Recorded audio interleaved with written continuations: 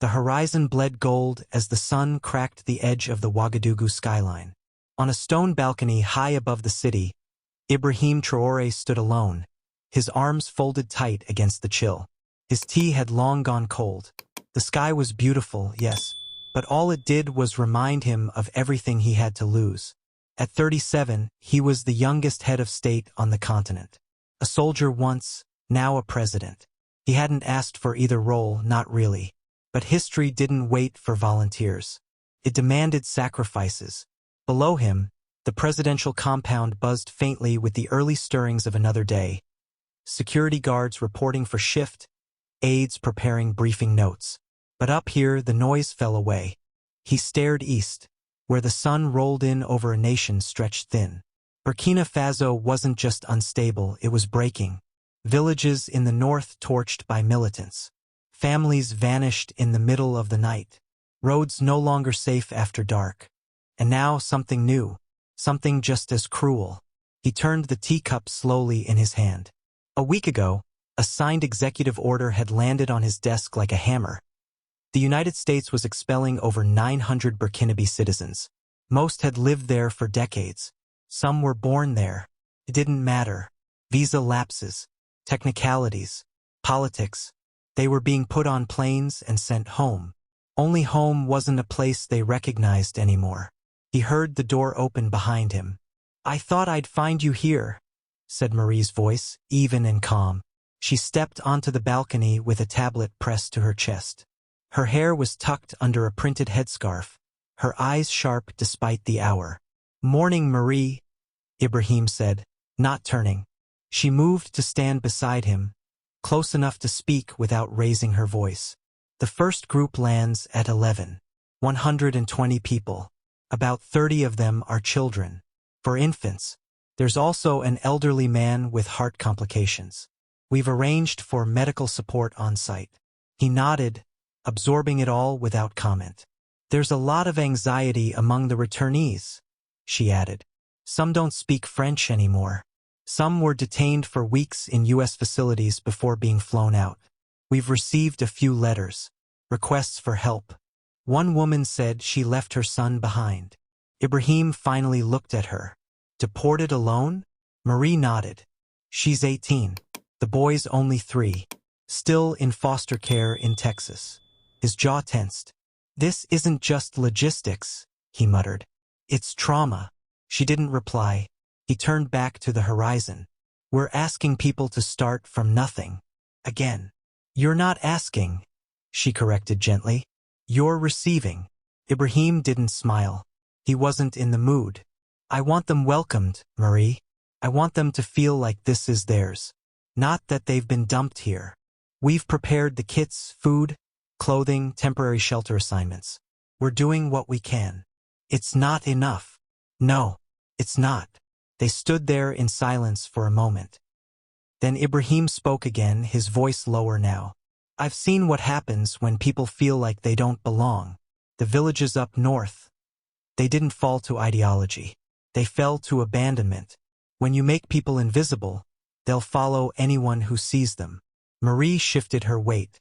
"So what are you thinking?" "A ceremony. Flags. Music. The whole country watching. We greet them at the airport, not in a dark hangar. We stand in front of them, not behind a desk.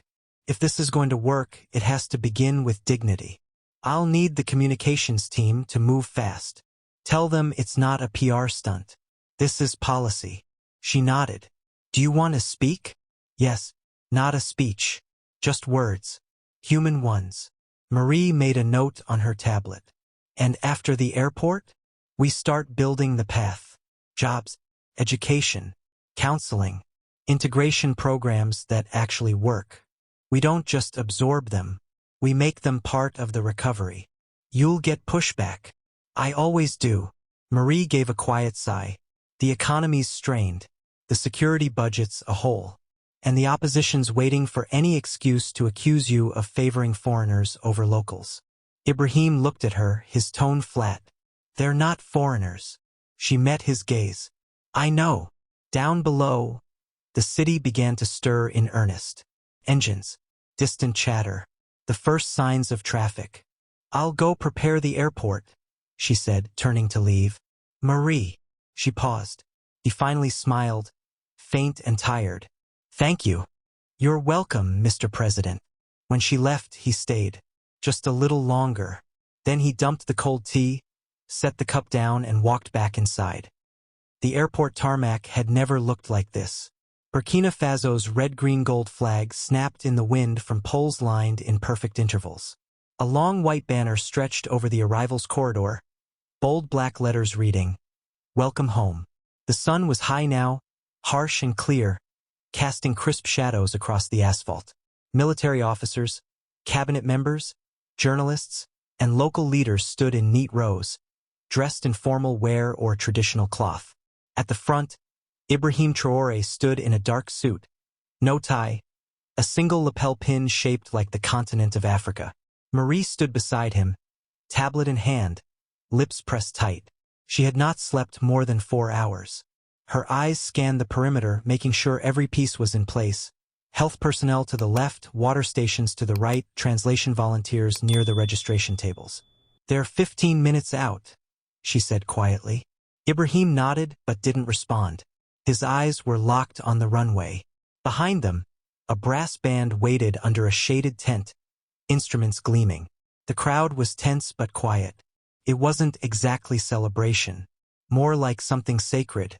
The air traffic controller's voice crackled through Marie's earpiece. The plane had entered descent. A few people shifted their weight. Someone coughed. The soldiers along the security perimeter stood stiffer. Ibrahim didn't move. Then, a soft roar in the distance. Engines. A speck in the sky growing larger. A white commercial airliner, stripped of its original insignia, appeared above the runway. A cold and chartered thing. No national flag. No welcome from its own side. The crowd went completely still. The wheels hit tarmac with a burst of smoke. The plane slowed, rumbling past the flags, engines spitting out heat. It came to a full stop at the designated strip where portable stairs had been rolled into position. A flight crew member appeared in the doorway, exchanged brief signals with ground staff, then stepped aside. The doors opened, and the silence deepened. One by one, they began to emerge. A woman in a gray hoodie carrying a toddler. A man in a t-shirt and jeans, face hollow from lack of sleep. 2 teenage boys clung to each other's backpacks. Then came an elderly man, walking slowly with a cane, squinting into the sun. They wore no uniforms. No visible markings. Just exhaustion and the clothes they had left with. No one cheered. It didn't feel right. What swept over the group instead was a quiet murmur. A collective breath, as if the nation watching had only just realized what was happening. Ibrahim stepped forward. He took the mic from a nearby podium but didn't go behind it. He walked toward the arriving group until he was just a few steps in front of them. The security detail tensed, but he raised one hand slightly and they held their ground. The newcomers gathered loosely in front of him. Children clung to mothers. Young men looked around uncertainly. One woman whispered to another in English. A few had tears already rolling down their cheeks. Ibrahim raised the mic. "Welcome back," he said, his voice steady, unamplified. He let the words hang. Just those two. Then, after a pause, "I know you didn't choose this. I know you left behind lives, friends, jobs, maybe even parts of yourself." He scanned the crowd, eyes locking with a tall woman who looked stunned to be addressed so directly. "But I want you to understand something clearly. This land is yours. Not because someone allowed it. Not because a paper said so. But because you were born of it. And it will receive you, not as strangers but as family." A few sniffles broke out. One child clapped, not understanding but needing to react. Laughter bubbled faintly, unexpectedly, from the group. Ibrahim nodded. "We don't have everything, but we have each other, and we have room for you." The silence broke with gentle applause. Not forced, not prompted.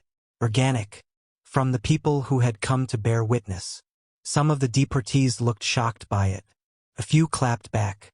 Others cried openly now, gripping their small bags tighter. An elderly man stepped forward, cane planted firm in the ground. His shirt was 2 sizes too big. His eyes were bright despite the wear. He reached Ibrahim and offered his hand. "Mr. President," he said in a hoarse voice, "we've heard about you, but we never imagined." He couldn't finish. Ibrahim shook his hand and placed a hand on the man's shoulder. "This is your home," he said, "and we will make sure you have what you need to begin again." A low hum passed through the group, and something shifted. Not joy, too early for that, but a lightning. The first splinter of possibility cracking open a door. Behind them, teams of social workers and medical staff moved into place. Translators approached gently, in English and a few broken diula and more phrases. Welcome kits were rolled on carts. Volunteers handed out bottled water, wipes, even toys for the youngest. Marie motioned to her team. She had assigned everyone stations and roles. Nothing was improvised. "These people cannot be treated like numbers," she reminded one of the aides. "They need to feel they belong. That starts now." One of the new arrivals, young, maybe 19, thin braids tied back in a red scarf, stood off to the side, arms crossed. A teenage boy, maybe her brother, hovered behind her. She didn't look impressed by the welcome. Not angry, just wary. Her name was Fatu. Marie spotted her immediately and took a mental note. The ceremony wound down. Ibrahim gave one last glance at the group before stepping back. He wouldn't linger. He didn't want the moment to become about him. This wasn't for cameras. It was for history. The last thing he saw before leaving the tarmac was Fatu looking straight at him. Expression unreadable, but watching. The temporary processing center was set up in the annex of an old university campus, 10 minutes from the airport. Military tents had been repurposed into intake zones, and narrow hallways echoed with hurried footsteps and low voices. Fluorescent lighting buzzed overhead. It wasn't ideal, but it was fast, and speed mattered now more than polish. Marie moved briskly through the central corridor, tablet in hand, her staff trailing behind her. Social workers manned makeshift desks, each station handling 3 or 4 arrivals at a time. Some were verifying ID numbers, others gathering medical histories. The system was working, but barely. "They're more disoriented than we expected," said a young coordinator beside her. "A few haven't slept properly in days. Some thought they were being flown somewhere else." Marie stopped short. "What do you mean?" "One woman thought she was going to Ghana. She didn't even know she was being deported to Burkina until they landed." Marie exhaled sharply, then adjusted her scarf. "Okay, we need extra counselors in that section. And get Dr. Cohn to do a sweep. I want him checking on every child under 10. Every single one." The coordinator nodded and peeled off. In one of the larger rooms, long tables had been arranged cafeteria style. There were plastic bins filled with small welcome kits, bars of soap, toothpaste, phone cards, instant porridge packets. Nearby, nurses administered vaccines and did blood pressure checks. Fatu sat in the far corner, arms folded, her brother Adama hunched beside her, his sneakers barely touching the ground. "Can we go now?" Adama whispered. Fatu didn't respond. They'd been in this room for nearly an hour. People had tried to talk to her. A volunteer asked if she needed help filling out a form. She'd said nothing, just kept staring at the wall, eyes sharp and narrow. She wasn't scared. She was pissed. No one had explained anything to her when they were detained in Dallas. Just uniforms, metal doors, and then a gray bus to the airport. She barely had time to call anyone. Her aunt's number didn't go through. Everything after that blurred. And now here they were. Burkina Faso. She'd left when she was 5. She didn't remember a single street, a single smell, nothing. They'd told her this was home. It didn't feel like it. Across the room, Marie spotted her and crossed over slowly. She crouched beside the 2 siblings and offered a half smile. "I'm Marie. I help manage things here. You're Fatu, right?" Fatu looked at her, silent. Marie waited. Adama glanced at his sister, then at Marie. "Yes," he said. Marie turned to him. "And you're Adama." He nodded shyly. "I know this is confusing," Marie said gently. We don't expect you to figure it out all at once. Still nothing from Fatu. Would you both be willing to talk to a counselor? Marie asked. No pressure. Just someone who listens. Adama looked to his sister again. Fatu finally spoke, flatly. We're not crazy. Marie didn't flinch. No one said you were, but you've been through a lot, and it's okay to let someone help with that. Fatu's jaw clenched. She didn't like how calm this woman was, like she had all the time in the world. What's going to happen to us? Adama asked, quiet. You'll be staying with a host family for now, Marie replied, until we find something more permanent. They live not far from here. They've taken in kids before. Good people. Fatu's eyes narrowed. We don't need anyone. We just need our papers back. Marie didn't push. She stood slowly. I'll check on you later. She turned and walked away. Do you think she's lying? Adama whispered. Fatu didn't answer, but her hand reached out and touched his knee, a small anchor. In another room, Dr. Seydou Kone moved from one table to the next, his presence calm and methodical. A psychologist with decades of field experience, he had seen it all: civil war survivors, refugee camps, trauma clinics in Mali and Niger. But something about this group unsettled him. They weren't fleeing. They were returning, and that twisted the usual rhythm of his work. He knelt beside a woman in her 30s who hadn't spoken since disembarking. She stared at the wall while her child played with a lanyard on the floor. Have you eaten? He asked. She blinked slowly. I'm Seydou. I'm just here to talk. The woman finally looked at him. Do we have to stay? No one's holding you, but you're safe here. I had a job, she said softly. A good one. I paid taxes. I did everything right. He didn't interrupt. My daughter was born there. She's American. Is she still American now? Seydou sat back on his heels. She doesn't stop being your daughter, and you don't stop being you. We'll help you rebuild. It starts today. Back in the hallway, Marie updated her team. We need to separate the cases, she said. Single parents, medical vulnerabilities, minors without guardians. Anyone showing signs of trauma, they go through Kone's team first. An aide raised her hand. What about those refusing services? Marie thought for a moment. We don't force anything, but we don't let anyone disappear either. We assign a point of contact for each one. Follow-ups daily. She scanned the room one last time. Somewhere among the noise, she caught sight of Fatu again. Still in the corner. Still silent. But her arms weren't crossed anymore. She was holding her brother's hand.